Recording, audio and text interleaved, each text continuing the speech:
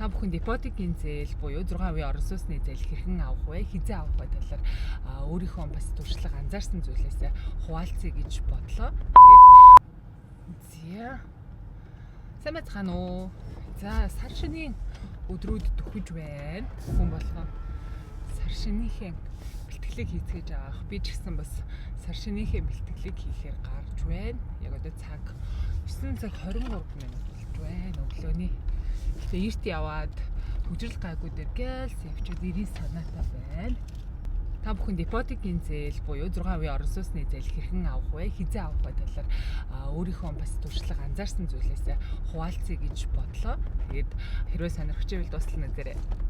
За миний хувьд 2022 онд анх моргжийн зээл авахаар ер нь төлөвлөж эхэлсэн. Тэгээд 2024 онд зээлээ авч ирсэн. За тэгээд тэр 24 он болохоор ямар жил байсан бэ гэхээр сонгуулийн жил байсан. Их хурлын сонгуулийн жил байсан.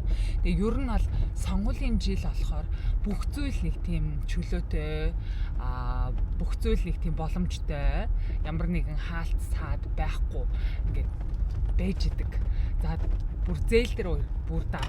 За тэгээд жижиг дундын зээл, за тэгээд малчтын зээл, тэ, за төрөл бүрийн шин төрлийн зээл, цалингийн зээл, моргжийн зээл хүртэл ер нь бол хүсэж байгаа өргөдөл гаргасан хүмүүсийн асуудлуудыг маш хурдан шийдвэрлэдэг юм жил байдаг.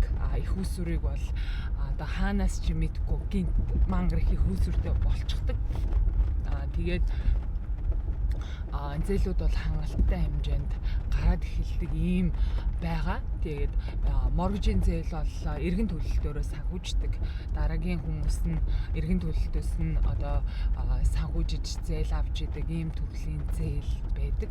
За тэгээд ягаад ч юм сонгуулийн жил бол харьцангуй их олгогдоод эхэлдэг ийм сонирхолтой зүйл ажиглагдсан. Тэгэхээр та бүхэн бас ирэх 2027 онд ерөнхийлөгчийн сонгуул, 2028 онд их хурлын сонгуул болох учраас та бүхэн бас эдгээр жилүүдийг бас алдахгүй ашиглавал тун зүгээр шүү гэж хэлмээр байна. Яг үгүй юмыг аж мэдгүй те. За тэгээд хэрхэн авах вэ гэвэл ямар материал бүрдүүлэх вэ, яах вэ, хийх вэ гэвэл та бүхэн маань банкнд моргжийн зээл авах өргөдлөө гаргана. Хоёрдугаарт 30% бүрдүүлсэн баримтаа маш сайн бүрдүүлэх ёстой.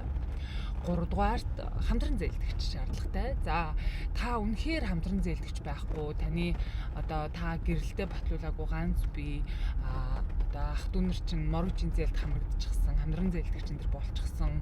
Үнэхээр хамтран зээлдэгч олдохгүй байгаа тохиолдолд өр орлогын харьцаа чинь хангаж явах юм бол ер нь бол зээлийн эдийн засагч нар ямар банк, ямар зээлийн эдийн засагч судалж байгаа гэдгээс хамаарат бас хамтран зээлдэгчгүй авах боломж бас байдаг. Хэрвээ та ажил хийдэг байх юм бол тухайн байгууллагатаа нийгмийн даатгал сүүлийн 6 сар хамгийн багадаа төлсөн байх шаардлагатай. За банкын шаардлага өөр, зарим банкуд бол 1 жил ажилласан байх шаардлага тавиад байдаг.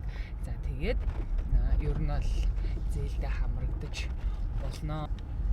Хэрвээ та хуваараа бизнес эрхэлдэг байх юм бол бүрдүүлэх материал нь юу авах вэ гэхээр та ер нь бол орлого төвлөрүүлэх банкаа нэг банк болгох хэрэгтэй болж өгвөл за тэгээд түүний дараа банкндаа өргөдөл гаргаарай. За тэгээд бүх төрлийн орлогоо маш сайн одоо дансаараа дамжуулаарай гэж хэлмээр байна. За мөн түүний ар дээр хамтран зээлдэгч мөн шаардна. Гэхдээ өр орлогын харьцаа хангаж байгаа тохиолдолд харьцангуй бас гайгүй байх тохиолдол байдаг.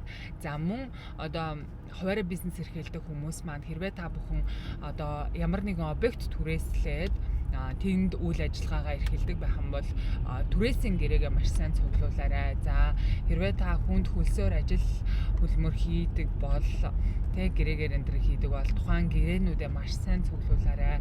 Орлогоо одоо заавал дансаар банкаар дамжуулж ижиж тэр чинь нотлогддог шүү. За хэрвээ та татвар төлдөг байх юм бол бас татврын өргөө байх шаардлагатай гэсэн шалгууруудыг хангасан байх ёстой байдаг шүү. За тэгээд бусад ерөнхий эдгээрийг за мөн тэгээд нөгөө энэ бензин чинь бас оожрлоод эхэлсэн юм уу? Амар хэрэггүй. Тэгээд 30% бүрдүүлсэн баримтаа бас маш сайн цуглуулах хэрэгтэй. За тэгээд ерөнхийдөө болчихж байгаа юм да.